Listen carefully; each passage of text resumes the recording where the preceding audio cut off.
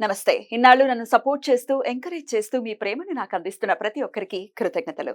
అలాగే ఈ వీడియో కూడా ఖచ్చితంగా మీకు ఉపయోగపడుతుంది. లైక్, షేర్ అండ్ సబ్స్క్రైబ్ చేసి మీ సపోర్ట్‌ని నాకు అందించండి. అలాగే ఈ వీడియో పట్ల మీకున్న అభిప్రాయాన్ని కామెంట్ సెక్షన్‌లో కామెంట్ చేసి తెలియజేయండి.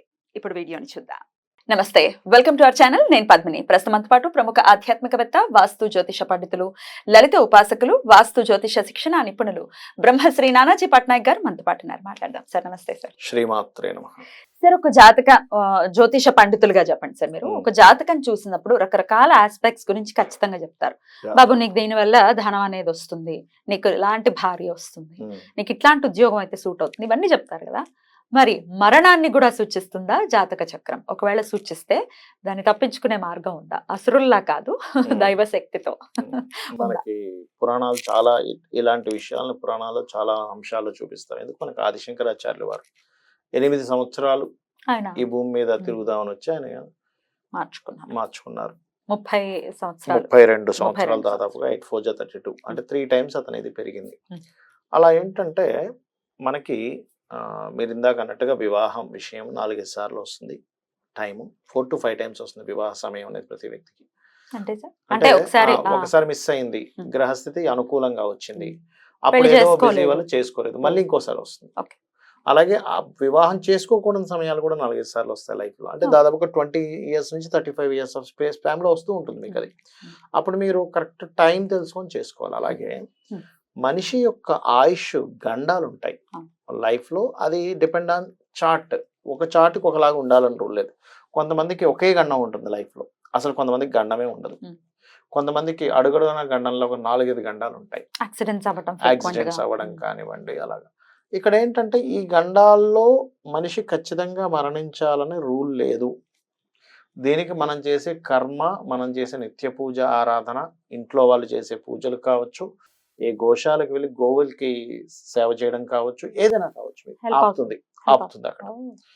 అందుకే జాతకం చెప్పేటప్పుడు అవి పరిశీలన చేయాలి జాగ్రత్తగా. అంటే ఇతని ఉపాసనా బలం ఎంత ఉంది, ఇతని గురుబలం ఎంత ఉందో చెక్ చేయాలి.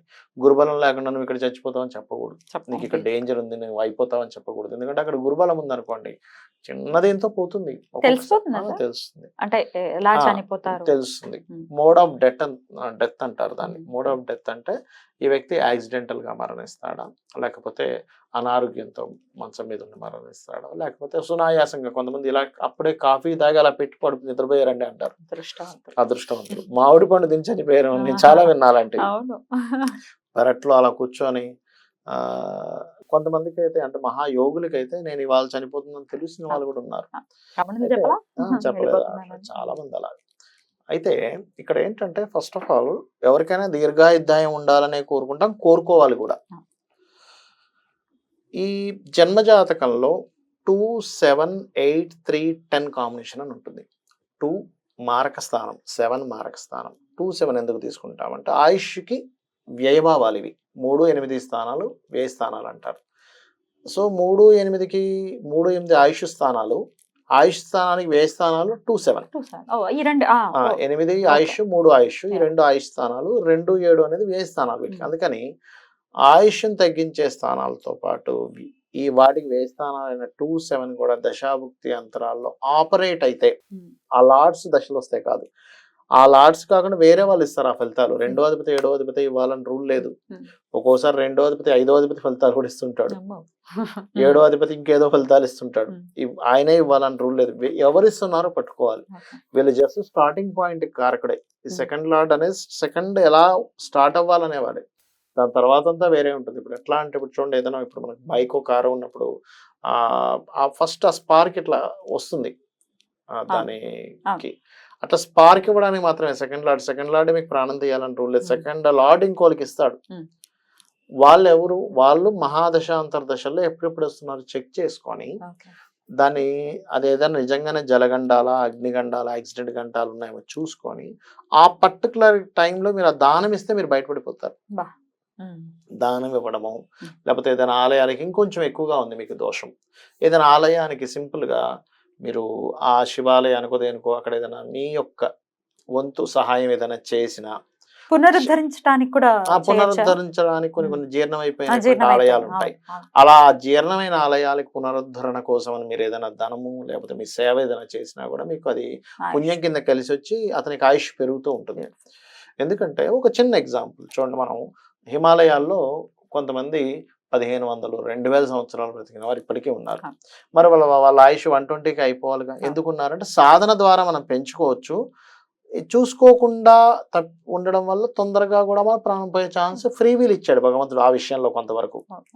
ఇప్పుడు ఆరోగ్యానికి చూడండి, ఇప్పుడు కొంతమంది ఇప్పుడు బాగా ఎక్సర్సైజ్ చేసి ఉండగలనా అంటే మొన్న ఒక అతను పాపం అంత గొప్ప యాక్టర్ అవును ఎక్సర్సైజ్ చేసి బయటకు వచ్చి పాపం ఇబ్బంది పడ్డా. పునీత్ పునీత్ ఉమ్. చాలా గొప్ప సేవ ఇది ఉన్న వ్యక్తి అతను. మంచి పర్సన్ అని అయ్యో నేను బెంగళూరు వెళ్తే అతను ఫొటోస్ ఉన్నాయమ్మా కొన్ని చోట్లలో, కొన్ని దేవుడు పెట్టుకున్నట్టు పెట్టుకున్నారు ఆయన ఫోటోలు కొన్ని హోటల్స్ లో. అది అంటే ఎంత మంచివాడు అయి ఉంటే అలా ఎంత గుండెల్లో మంచివాడు అయ్యుంటే అలాంటి వ్యక్తి Correct. ఇదవుతారు. Correct. సో నేను అనేది ఏంటంటే ఈ కాంబినేషన్స్ ఎప్పుడున్నాయో కొంచెం నోట్ చేసుకునేది. గండాలు ఉండే జాతకాలు అందరికీ అక్కర్లేదు, కొంచెం గండం ఉన్న జాతకాలు ఈ కాంబినేషన్స్ ఎప్పుడున్నాయో కొంచెం నోట్ చేసుకొని ఆ టైంలో ఆ పర్టికులర్, ఇప్పుడు జలగండం ఉంది, ఆ పర్టికులర్ ఇయర్స్ లో కొంచెం జలం ప్రదేశానికి వెళ్లకుండా ఉండాలి.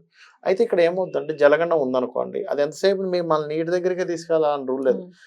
జలం ప్లేస్ లో ఒక్కొక్కసారి ఊపిరితిత్తుల మీద ఇస్తుంది ప్రభావం. వాటర్ అంటే వాళ్ళకి బ్రీతింగ్ రిలేటెడ్ ఇష్యూస్ వస్తాయి.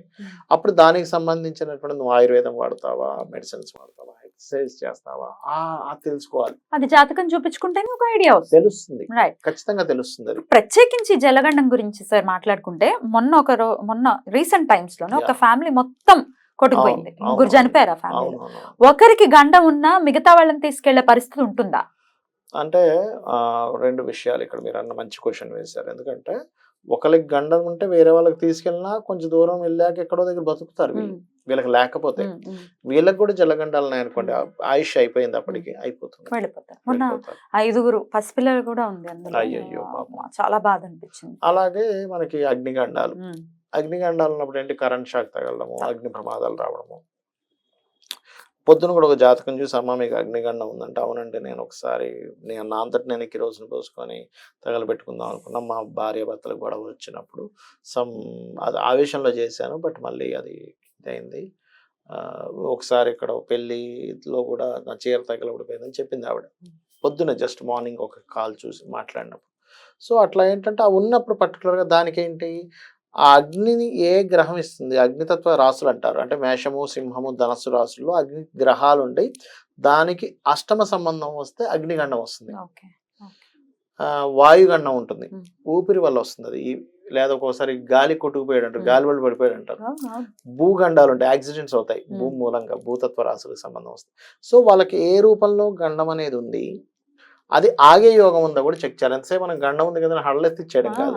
ఒకవేళ ఉంటే కూడా ఆస్ట్రాలజీలో ఎలా ఉంటుందంటే, ఒకవేళ గండం ఉంది, జాతకం చూసామో, లగ్నం బలంగా ఉంది అని యాక్సెప్ట్ చేయగలడు, జాగ్రత్త పడగలడు అంటేనే చెప్పాలి. అదర్వైజ్ ఏంటంటే చెప్పకుండా బాబు ఈ దానాలు ఇస్తే బాగుంటుందని చెప్పేసారు అంతే. కొంతమంది ఎట్లా ఉంటుందంటే వాళ్ళు అమ్మో గండం అనగానే భయపడి ఇంకొంచెం నర్వస్ అయిపోతారు. అందుకని లగ్నం బలంగా ఉంది, ఈ వ్యక్తి తీసుకోగలడు ఏదైనా, జాగ్రత్త తీసుకొని ఇంకా బాగుపడగలడు అన్నప్పుడే చెప్పాలి, కానీ అందరికీ గండాల గురించి చెప్పకూడదని శాస్త్రం. అయితే చేతికి అందొచ్చిన కొడుకు ఒకవేళ చాలా మంది పరిస్థితులు మనం చూస్తూ ఉంటాం, కోమాలో ఉన్నాడండి, లేకపోతే అలా బెడ్ మీద ఉండిపోయాడంటే ఎవరికి రాకూడదు, ఏ తల్లిదండ్రులకి ఆ బాధ రాకూడదు. అట్లాంటి పరిస్థితుల్లో ఉన్నప్పుడు అస్ట్రాలజీ ఎట్లాంటి హెల్ప్ ఇస్తుంది సార్? 100% హెల్ప్ ఇస్తుంది అమ్మా. ఎందుకంటే ఇప్పుడు ఆయుష్ అనే స్థానాన్ని ఇందాక నేను చెప్పినట్టుగా 8, 3, 10, 2, 7 కాంబినేషన్ అది దానికి లగ్నం కూడా కనెక్ట్ అవ్వాలి. అయితే అది ఏ గ్రహాల ద్వారా ఇస్తుందో దానికి సరిగ్గా శాస్త్రోక్తంగా కనుక దానం ఇస్తే వాటికి సంబంధించినవి, అంటే గోధుమలు, బియ్యము, కందులు ఇట్లా ఉంటాయి ఒక్కొక్క గ్రహాన్ని బట్టి, అవి అలా దానం ఇస్తూ మృత్యుంజయ మంత్ర జపము లేదా చంద్రశేఖర అష్టకం, ధనం లేదు మేము అంతంత చేసుకోలేము అనుకునేవారు సింపుల్ గా చంద్రశేఖర అష్టకం బ్రహ్మాండంగా, చంద్రశేఖర పాహిమాం. మరి యముడు బాధ నుంచి అదే కదా తప్పించింది అతన్ని. సో ఇది కూడా రెగ్యులర్ గా 100% ఆ పేషెంట్ కూడా వినిపించడం. ఇంకొకటి ఏంటంటే నేను చూసినంత మటుకు హనుమత్ ఉపాసన ఆయుష్ని పెంచుతుంది. ఇంకా ఆయుష్ని పెంచేటువంటి బెస్ట్ ఉపాసన కాళీ ఉపాసన. కాళీ ఉపాసన చేసిన వాళ్ళు 300 సంవత్సరాలు మన కళ్ళ ముందు తిరిగిన వాళ్ళు చాలా మంది ఉన్నారు. Wow. 300 సంవత్సరాలు Wow. కాదు, 300 ఇయర్స్. అయితే ఇక్కడ ఏంటంటే ఏ ప్లానెట్ వీళ్ళకి ఇబ్బంది ఇస్తుంది, ఆ పనులు చేయకూడదు, వాటి జోలికి వెళ్ళకూడదు. అదేంటంటే కేవలం ఆయుష్ అని కాదు, లైఫ్ లో వేరే వేరే నష్టాలు కూడా ఇస్తుంది. ఒక్కొక్కసారి ఎలా ఉంటుందంటే వాళ్ళకి ఆయుష్ మీద పడకుండా వేరే వాటి మీద ఎఫెక్ట్ చూపిస్తుంది. వాళ్ళ లగ్నం బలంగా ఉంది, ఆయుష్ ఉంది మనిషికి, కానీ ఆ దశలు నడుస్తున్నాయి, 8, 3, 2, 7, 10 కాంబినేషన్ దశలు నడుస్తున్నాయి. అప్పుడు ఏం చేస్తుంది అంటే అది వెహికల్ పాడవడము, వెహికల్ ఖర్చు పెట్టేసేయడము, దానివల్ల స్ట్రెస్ పడడం, ఇట్లా ఉంటది. అది అలా లక్కీ చెప్పాలంటే అలా అయ్యేవారు. డెఫినెట్లీ అలా పోయింది అనుకోవాలి. కానీ బెడ్ రిడన్ అయిపోవడం అనేది ఇంకా దారుణం కదా. ఇంకా దారుణం. సో అట్లాంటప్పుడు కాళీదేవి మంత్రాన్ని తీసుకొని చేస్తే కూడా మీకు ఆయుష్ పెరుగుతుంది. అద్భుతం సార్. అలా నిండు నూరేళ్లు ఎవరైనా చల్లగా ఉండాలనే కోరుకుంటారు ఎవరైనా కూడా. అయితే దానికి అమ్మవారి అనుగ్రహం పరిపూర్ణంగా ఉండాలి అని చెప్తున్నారు కాబట్టి చాలా అద్భుతంగా ఎక్స్ప్లెయిన్ చేశారు సార్. కృతజ్ఞతలు. నమస్కారం సార్. శ్రీమాత్రే నమః.